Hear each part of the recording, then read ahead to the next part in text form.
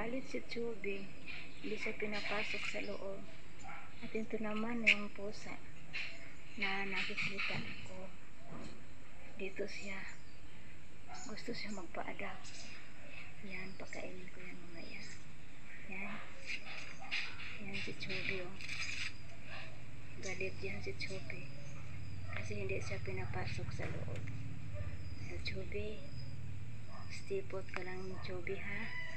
Kasi minsan papasok ka sa loob, minsan hindi. Yan ang buhay, Chubby. Huwag ka nang malungkot, Chubby.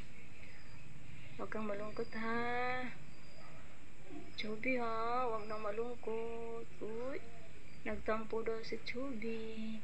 Kasi hindi siya pinapasok. Okay lang yan. Diyan ka muna, Chubby, ha? Uy, tampo daw siya.